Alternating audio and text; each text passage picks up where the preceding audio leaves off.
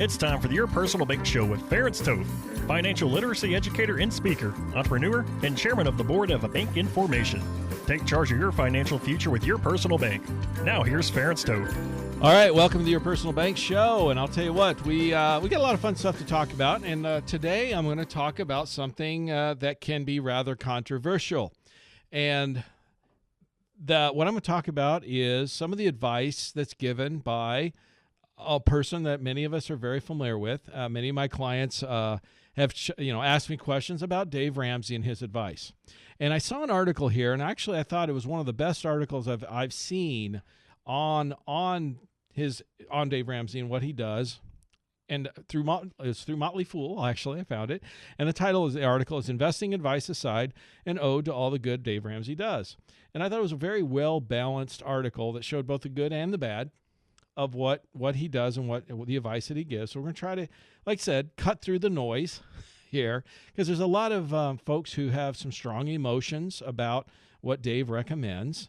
And like I said, this article, in my opinion, has done a really good job of balancing that. What, again, the good from the bad. So we'll post it on our website, yourpersonalbank.com. You can view it, pass it on, whatever. But I encourage you to do that. The thing is, like I said, there's no question. He's been very successful. His radio show, it's obviously envy of most people. He's one of the top, I think, the top three listened to shows on radio in the country, and has been for a very long time. And there's reasons behind it, I guess, is what it boils down to. And the reasons behind it boils down to is the steps that he helps people in terms of getting out of debt. Almost no one can argue with, because those are rock solid. His advice on debt is great. Okay, and I'm bringing this up because, one, I saw this article, and two, I've had several clients ask me questions regarding this. He calls them the baby steps, and basically, in a nutshell, they boil down to save $1,000 in a starter fund. Again, no one's going to argue with that. Paying off all debt except your house by using the snowball method. We're going to talk about that a little bit further. Save 3 to 6 months of expenses for an emergency stash. Again, that's rock solid. Invest 15% of your household income for retirement. That's a good percentage. That's a good number to work with. Saving for your child's college fund, paying off your home early, and then building wealth and giving some away. Again, those steps are rock solid. That's hard to argue with from anybody's standpoint. The only one of those that anyone has any, I guess there's two of them that has any disagreement in, is the snowball and how the snowball method works, by the way. I've worked with many clients. I help them in accomplishing that myself. But in how you implement it, there's some disagreement there. I'll touch on that. And then the other one is investing your household income for retirement. The 15% number is not a problem for most anybody. Disagreement of any financial planner. It's where to invest for retirement can be just some disagreement, and we'll touch on that a little further. But like I said, I think the first thing to touch on is let's talk about this. First of all, the emergency fund. Let me talk about that one first, because should you have some money set aside, like he points out here, 3 to 6 months of expenses for emergency fund? And the answer is absolutely. And I've talked about this many, many times.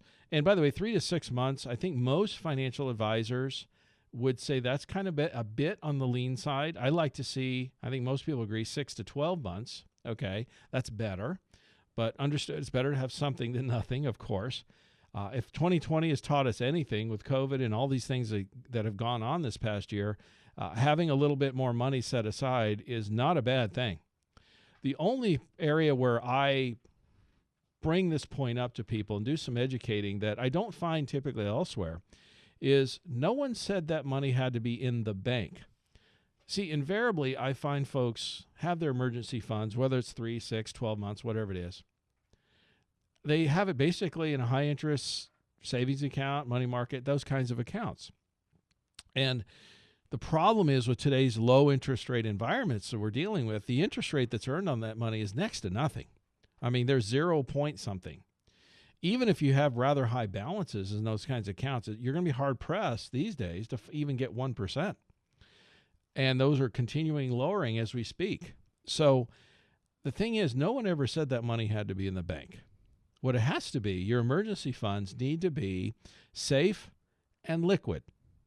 That's the two criteria. You want them to be safe. You don't want to have them at risk because they're emergency funds, right? If there's an emergency, you need to have access to them, which is the second part, liquid. So you don't want to see them lose value or go up and down in value, certainly not down, and you need to have access to them if needed. Well, your personal bank satisfies both of those criteria. It's both safe and liquid. It has guarantees, and you have, like I said, I've shared this so often, depending on how we structure it, we can set it up where you have up to 85% liquidity day one, okay? Most people are surprised by that. They're shocked by that. But when I show them the numbers and show it how it works, they're like, oh, wow, that makes a lot of sense. The thing is, you're getting a 6% dividend on it. And again, the dividends have been historically, they've been paying these kind of rates for the last 25 years plus, never missed a dividend since before the Civil War. So we're talking about long-term, strong dividend payers, okay? So literally, you can get a decent return on your money, again, on those safe dollars, right? And now as far as the access, I told you, we can get it up to 85% liquidity, but even better than that, check this out. By bringing in the bank line of credit, what are we doing? We're creating a situation where when you need to access those funds for that emergency, you can still make money on it. What do I mean by that? And by the way, this can be a game changer for folks. What I mean by it is if your money's earning 6 and you access it from the bank line of credit and you say you're going to get charged in the 3s, I'll tell you that right now. So the difference is 2 to 3%, right? You're making 6, you're getting charged 3 to 3.95, by the way.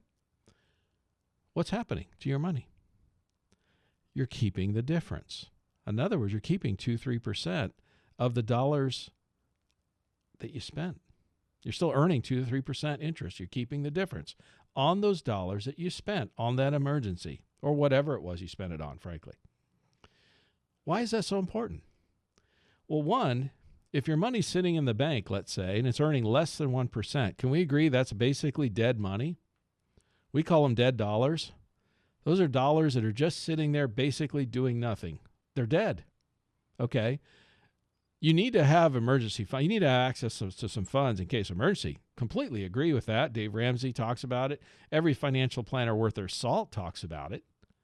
Okay, you definitely need to have the funds. You need to have some emergency funds. There's no argument there.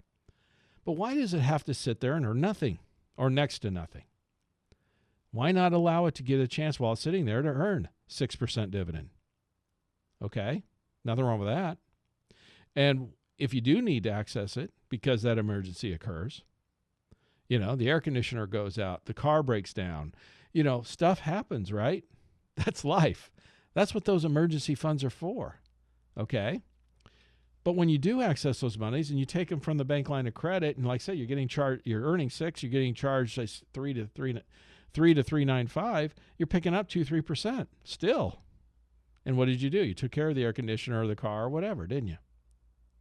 By the way, today, in most cases, that's more than you were earning in the bank anyway, right? So actually, you're still earning more interest on your dollars by putting them in the personal bank policy, accessing them through a bank line of credit, spending the dollars. You're still earning more interest than you were previously when they were just sitting in the bank, money market, savings account, or whatever. Isn't that interesting? In other words, you can have your dollars go back to work for you and actually earn something, okay? And for those of you, and I run into this not uncommonly, for those of you that not ready to put the money at risk or in the markets or various places, I run into that with folks all the time, especially in 2020. I've run into that. I've run into that over the last 22 years of my career, let's face it, but especially so this year. You're not prepared to allocate those funds and put them at risk. Well, why not put them in here and get a 6% dividend on them while you wait and see what happens and wait and see what for opportunities?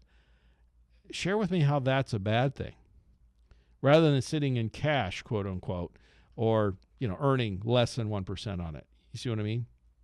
So my point is, whether we're talking about emergency funds, true emergency funds, or we're talking about monies you've set aside that you want to allocate at some point in the future to take advantage of an opportunity, this is a great place to consider and take a look at. Contact us at yourpersonalbank.com for more information. Stay tuned in the next segment. We're going to talk about some of the other steps, the baby steps that Dave Ramsey talks about when he shares with people how to get out of debt. For more information on Your Personal Bank, feel free to contact Ference at yourpersonalbank.com.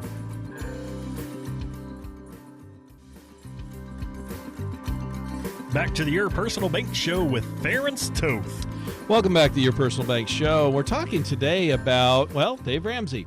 And there's a great article I found from Motley Fool. We're going to post it on our website, yourpersonalbank.com. There's a lot of articles about Dave Ramsey, both good and bad. And there's a lot of emotion involved with him. He's helped a lot of people. There's no argument there. Some of his advice gets challenged. But I like this article because I think it really cuts to the chase. It cuts through the noise and gives credit where it's due. There's a lot of good stuff he's advised. And there's a few things that, folks disagree with or have challenges with. And the article is Investing Advice Aside and Ode to All the Good Dave Ramsey Does.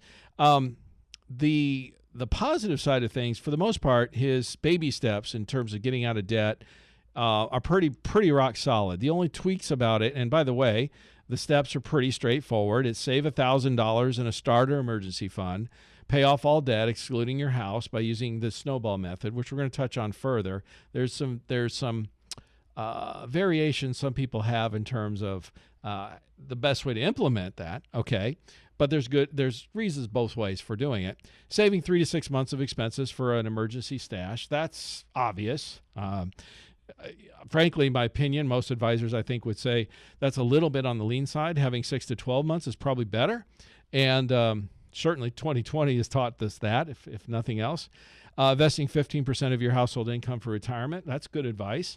Where to put it, that can vary. That's where some contention comes about.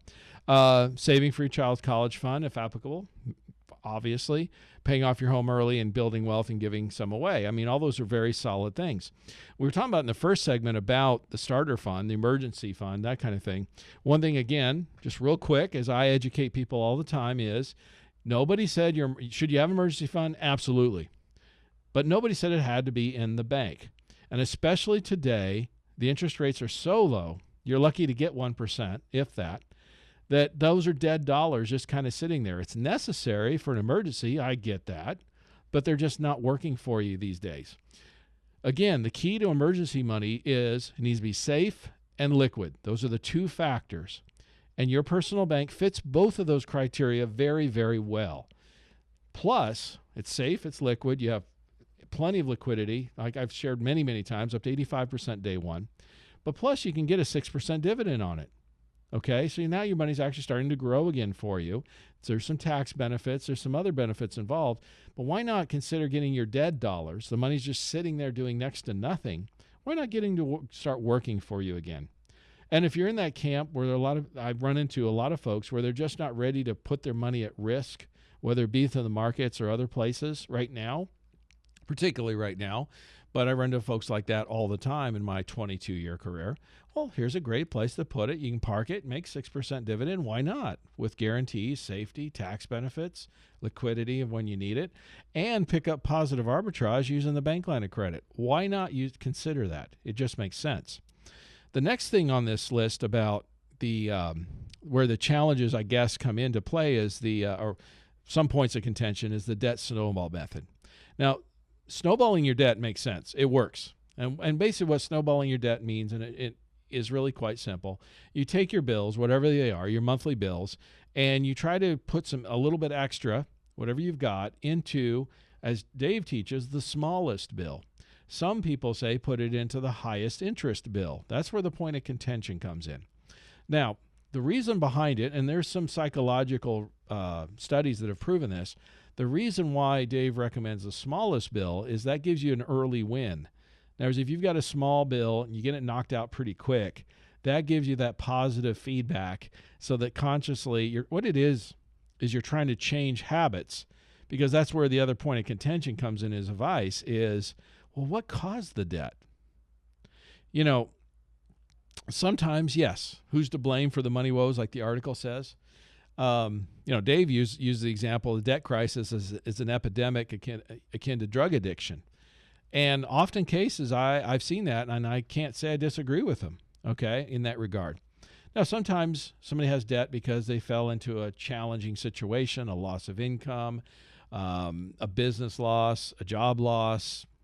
Coronavirus shutdowns certainly have created many of those scenarios. So the debt that somebody has is temporary. It's not a long-term, ongoing kind of scenario that they've lived with most of the time. But a lot of the times, I have to agree with what Dave says, that you meet people who have debt. They have solid income, yet they still have debt, and this has been a long-term issue. And that really comes down, that's really more about habits, good and bad money habits, right? Financial literacy, all those kinds of things. So for that type of person, getting that early win I agree, is key. And then what you do is once that first debt is paid off, whatever it may be, then you take the money, the dollars, the monthly payment, whatever you're doing, you apply it to the next one. Now, because you had some dollars you're applying to the first one, this bill that's now gone, and now you're taking those dollars on the second bill, you're accelerating the payoff on the second one, much like a snowball rolling downhill. And that's why that snowball effect, of course, is used, okay? And it's very effective, and it's a very effective way of getting rid of debt faster, sometimes far faster than would be other methods, okay? Now, the only caveat I would add to that is, which I think, Dave and most people, frankly, miss, is they don't truly understand the personal bank concept in terms of you can create positive arbitrage with your money, even on dollars when you spend them. See, that's a game changer. And by the way, that can pay off debt even faster. It can increase the speed of the snowball. And let me explain what I mean by that. See, you have two choices. You could take those dollars and pay off the debt, right? Or you can, and do the snowball method, of course. You can do the snowball method either way, frankly.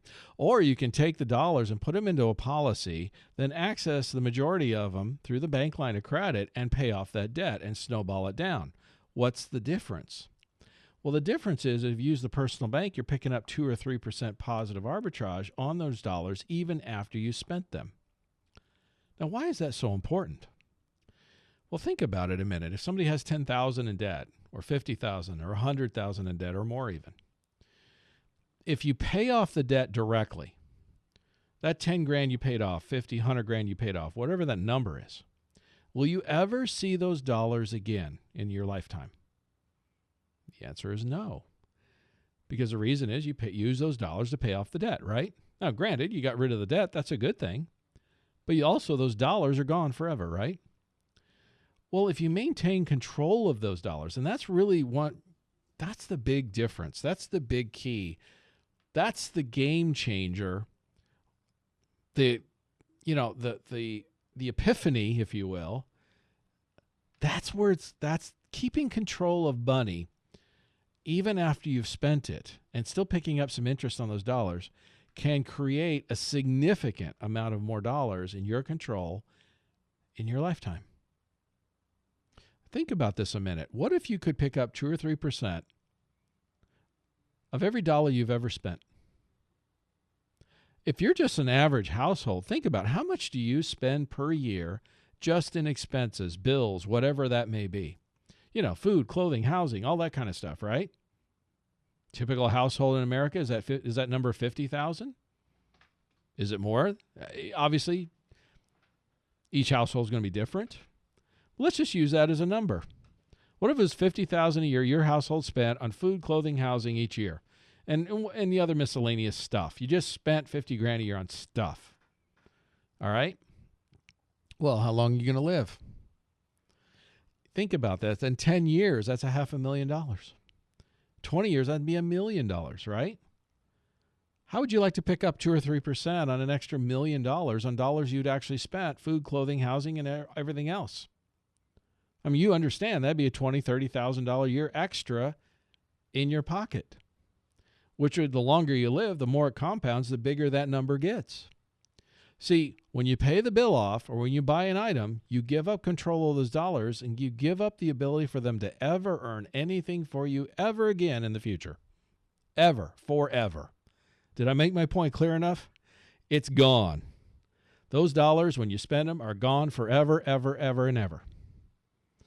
with the personal bank, you can still pick up some positive arbitrage. You can pick up some interest on those dollars that are spent. So if you're using it to pay off debt, like Dave Ramsey teaches, why not pick up some interest on it along the way? In a year or two, it may not make a huge difference, but what about 5 or 10 or 20 or even longer? You see what my point I'm trying to make. It can start to make a huge difference in your finances over your lifetime. Stay tuned in the next segment. We're going to talk about some of these other key points and how your personal bank can enhance debt payoff and enhance investment returns. For more information on Your Personal Bank, feel free to contact Ference at yourpersonalbank.com.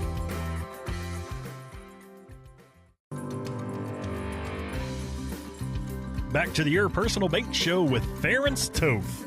All right, welcome back to Your Personal Bank Show, and today we're talking about Dave Ramsey, both the good and the bad, and most importantly, I think, is how your personal bank can actually enhance much of the advice that is given to pay off debt early and invest for the future.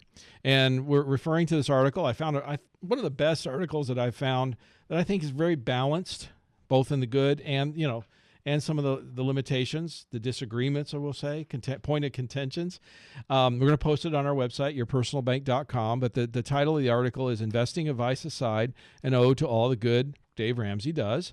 And it's on Motley Fool, by the way. Don't throw out the baby with the bathwater. And I think that's great because there is a lot of good advice that's given. And he's definitely helped a lot of people, no question. And like I said, his baby steps, for those of you who are not familiar, are very simple. Save $1,000 for a starter emergency fund. Nobody's going to argue with that. Pay off all your debt except your house by using the debt snowball method. Nobody's going to argue with that except maybe in how it's applied. Okay, we've talked about that in the last segment. Saving 3 to 6 months of expenses for an emergency fund. Again, if anything, 3 to 6 months is probably on the light side. 2020's probably taught us that. If I had 3 to 6 months is good. 6 to 12 is better. How's that? I think most people would agree with that. Saving for your the college fund, absolutely. Pay off your home early, build wealth, give some away. All those things are solid advice. Again, some of it is just the points of contention are more about maybe how it's actually applied or the process. And like I said, my first point I made in the first segment was emergency funds. Absolutely. Should you have some? No question. Does it have to be in the bank? No. It just has to be safe and liquid. And instead of having it in the bank earning next to no interest, why not put it in a personal bank, earn 6% dividends, have access it, and still get positive arbitrage through the bank line of credit. So even if you use $1, you're still picking up 2 or 3% positive arbitrage. Isn't that better than making less than 1? I mean, that's pretty obvious. The second point was the snowball method. Paying off your debt in a snowball method where you pay off one debt and then take the dollar once that's paid off and apply to the next debt and so on. So you snowball your debt like a snowball rolling downhill. Absolutely works. The only point of contention I see is in terms of should you pay off the highest interest debt first or should you pay the smallest bill off first? Psychologically, like Dave recommends, paying off the smallest bill gives a psychological benefit, which is important to change habits. Okay, so that's valid. Paying off the highest interest rate debt, financially speaking, makes the most sense. So it kind of depends on the person, in my opinion, what should be done. But the only other thing, again, your personal bank enhances that process. Because instead of paying, and this is, again, one of the key differences to understand how powerful the personal bank concept really is. And I'm going to tell you, folks, when I meet somebody, I work with a potential client or whatever, when they get this key point, when the light bulb comes on here, it changes their financial future. This is the game changer. And the game changer is quite simple. When you spend money, and we all do it, we all spend money on stuff, right? Food, housing, clothing, and other things, right? When we spend money, we give up the control of those dollars forever. When you use the dollars through the personal bank, you flow them through your policy and then access it through the bank line of credit and then spend the dollars, you're still getting interest on some of those dollars. You're getting some interest on those dollars, which means you're maintaining control of those dollars you spent and you're picking up right now 2-3%. And again, if you think about it, if you spend $50,000 a year and you capture 2 or 3% on that, In 10 years, that's $500,000 for maybe a typical household. 20 years, that's $1 million. I don't know. Would you mind having an extra $20,000, $30,000 coming in each year on $1 million that your household had spent over the last 20 years? Do you think that would make a difference for your future retirement? You spent the dollars anyway. You're going to spend them anyway, right? That's not changing. Why not pick up the positive arbitrage? And that's what's called control. Controlling your money, controlling your future, taking control of your financial future. You see what I'm trying to say? That's the light bulb. That's the piece that, again, if people get it, they usually jump on board, start applying this principle, and move forward, and their financial position improves each and every year because of it. And that's what most people do. Occasionally, I get somebody who just doesn't get it. They just don't grasp that point, and they miss it, and their life never changes, okay? That's a huge, huge point. The last thing I guess I want to touch on that's the point of contention really comes down to investing 15% of your household income for retirement. I don't think anybody's going to disagree with that. 15% is a good percentage. Some should do more, some could do a little less, but I think that's a pretty good rule of thumb. But the question is, where do you put it? Now, if you're paying off debt and you're doing these things and you're more of a conservative person, should you then, this is again where the point of contention comes in, should you then, like Dave says, put it all in the market and expect to get 12% returns? That's what he says. Well, what I've found personally, from a psychological standpoint, the person that's more conservative is trying to really focus on paying off debt is not your most aggressive type of personality, typically. And so changing gears from more of a conservative mindset to that a more aggressive mindset is a hard thing to do, creates a lot of stress and dichotomy, if you will, on the psychology of that person. See, where I agree with Dave in terms of psychologically, you should pay your smallest bill off first to get an early win to change your habits, your debt habits, because something caused it, right? And many times it's your habits. Well, it should apply across the board, and he kind of goes, in my opinion, the wrong way. Should some of the money at least be in something that's consistent, steady Eddie? And again, that's where your personal bank can really come into play with the 6% dividends last 25 plus years. Should that can be considered? And the answer is absolutely it should, because that fits right into the wheelhouse of what many of these, the personality, the risk tolerance, and all those kinds of things of what many of these types of people that follow this process should do. Okay? Now, the only other thing about all this, I guess I should touch on another one that comes up is paying off your house early. I get asked that question maybe more often than any other in terms of when it comes to debt payoff. Because I don't think anyone disagrees, high interest debt, credit cards, things like that, should those get paid off as quickly as possible? Almost no one's going to disagree with that because, it's high interest debt, right? But when it comes to your house, and particularly rates these days, if you have good credit and you can refi, I know Dave is kind of against credit scores and things like that, but here's the reality. If you have a good credit score and you can lower your payments, lower the interest, lower the total amount of interest you can pay on your mortgage over whatever time frame that is you pay it off, that's just money in your pocket. So using the system to your benefit is just wise, okay? Ignoring the system altogether, I don't think is very wise. My point is simple. If you can lower the payment, get a lower interest and all that kind of stuff to help you pay it off sooner, absolutely. Pay less interest means you're going to pay it off sooner, right? Now, should you pay it off early?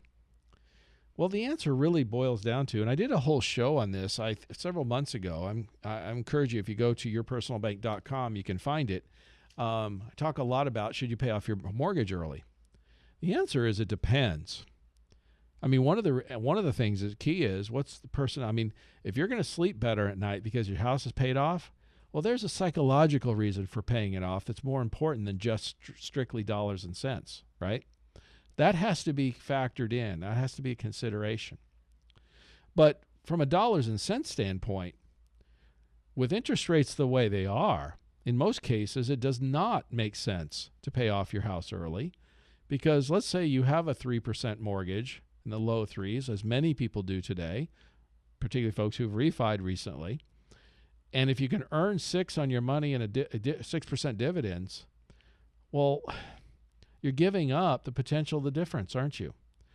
Instead of paying your house off early on a low interest rate, such a scenario, why not, if you have the discipline to do that, don't you have the discipline to put it into a policy, borrow against the bank line of credit, and then pay your mortgage as needed and keep the difference? By the way, I have situations with folks that are getting almost 3% positive arbitrage. Actually, they're getting 3% positive arbitrage on their money using the personal bank concept.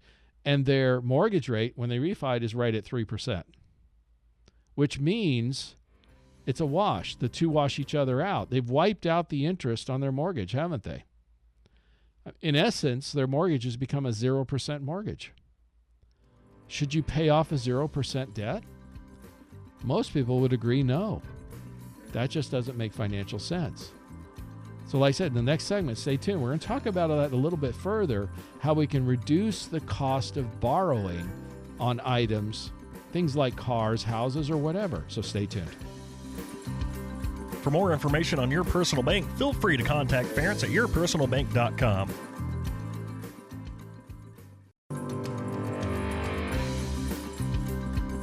Back to the Your Personal Bank Show with Ference Toth. All right, I always say we're rounding third. Maybe I should say we're coming around the last lap. I'm not sure.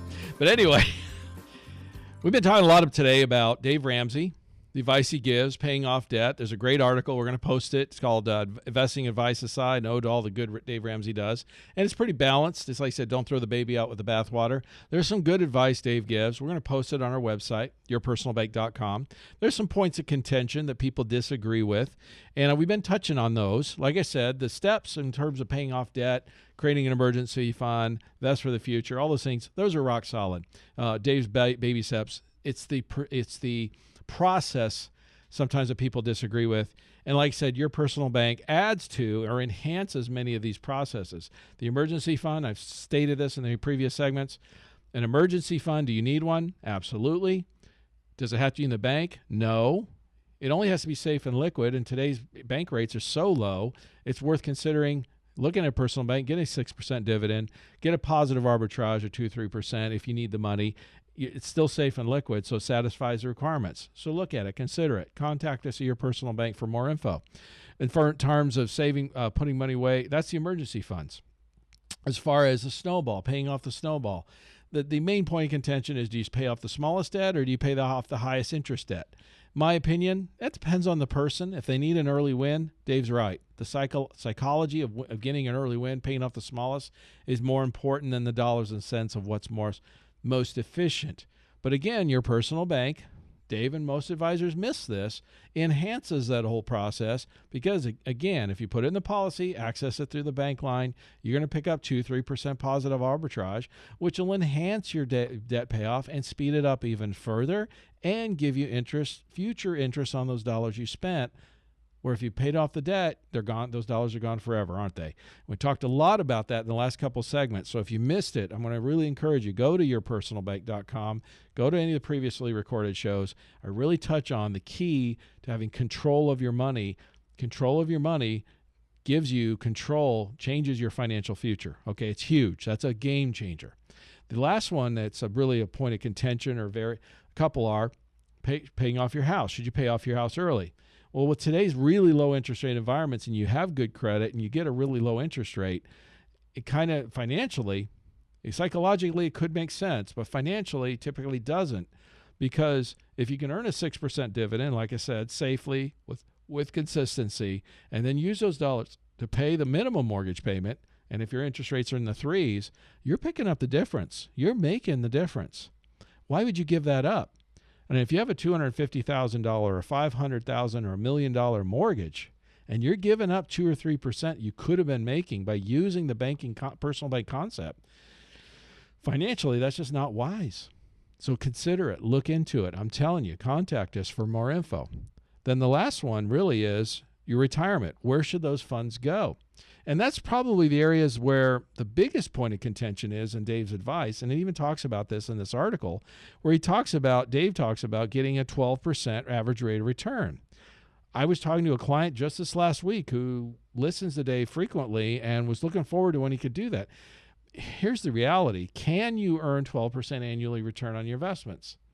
The answer is it's possible, but it's certainly, like the article says, to count on that or expect that, that is just not, frankly, not realistic, okay? I mean, there's some folks who maybe are active investors who do a lot of their own investing and stuff like that, who may have accomplished that kind of thing on a regular basis consistently, but they're few and far between. That's the facts. I mean, you look at Morningstar, you look at the reports, last 10 years, 20-year periods, things like that.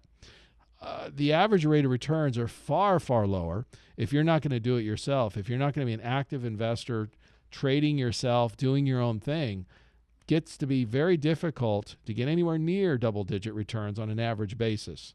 In fact, we've talked about this frequently on this show about outfits like the Dalbar reports, independent statistical research study.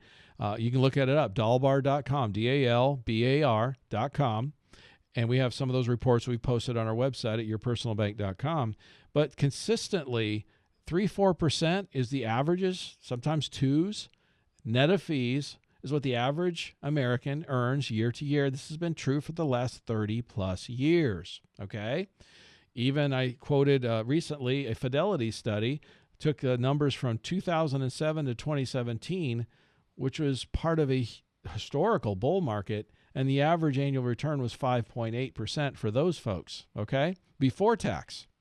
So my point is, getting anywhere near double-digit returns like Dave talks about is extraordinarily challenging and, frankly, in most cases, highly unlikely, and certainly, even like this article points out, should not be expected, okay?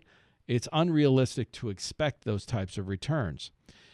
When you compare that to, like I said, and we do have index options, don't get me wrong. We have the 6% dividend. I talk about this all the time because, well, folks, here's the facts.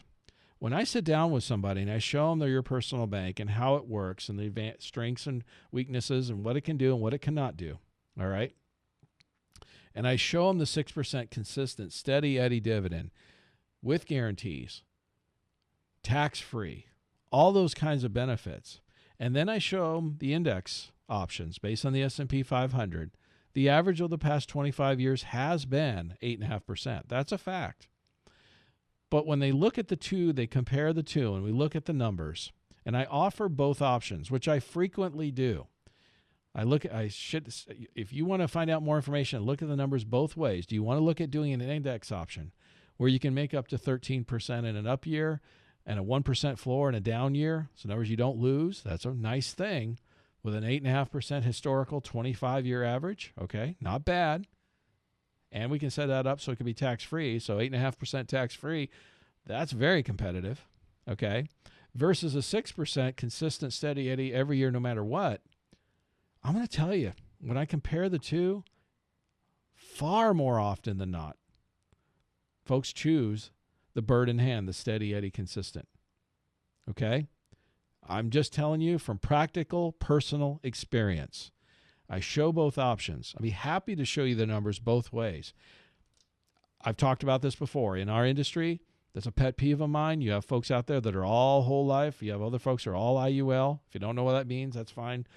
Go to some of the other shows. I talk about the differences, or stay tuned. I'll talk about it in the future.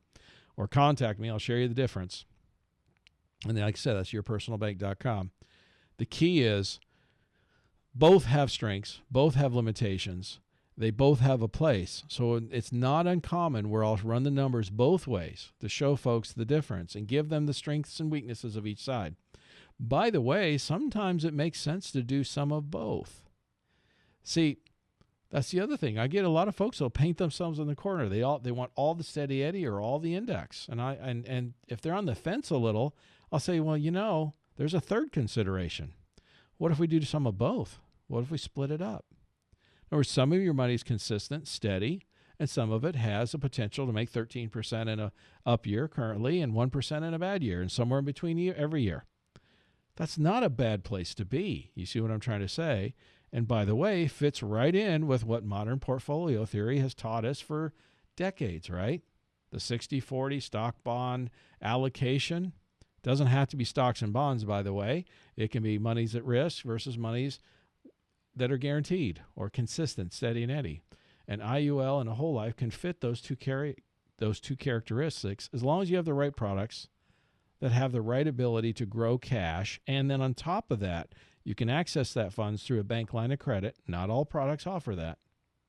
The key is you can then pick up the positive arbitrage either way you go. So what I'm trying to say to you is, hey, look, Dave has done a lot of good, and he's taught a lot of great stuff on helping people get out of debt and changed a lot of bad financial habits. There's no question about that. There's no argument about that whatsoever. Some of the blanket approach suggestions he makes aren't necessarily the best for a particular individual. And there are enhancements that, frankly, he and most advisors miss in terms of what the personal bank can do on allowing your dead dollars, those emergency funds, to actually start growing again, earn something on that money, keep it safe and liquid, increase, get some positive arbitrage on dollars you're paying debt down. Let's say you're paying off a house or something. Why not keep control of that money and any dollars you spend, frankly? Also, growing some retirement, something for the future, where you have some guarantees, at least on a portion of the money, and no downside even on the growth portion side. Your personal bank can accomplish a lot and really enhance all that Dave and other financial advisors recommend on a regular basis to increase and change your financial future. And like I said, if you don't understand how to maintain control of your money, I talked a lot about that today, control your money, including the dollars you spend, you need to contact me at yourpersonalbank.com for more info. And as always, stay tuned to the Your Personal Bank Show every noon on Tuesday and 1 on Thursday on Money Radio, 1510 a.m. or 105.3 FM. Listen Tuesday at noon and Thursdays at 1 for more information on Your Personal Bank. Contact Ference at yourpersonalbank.com.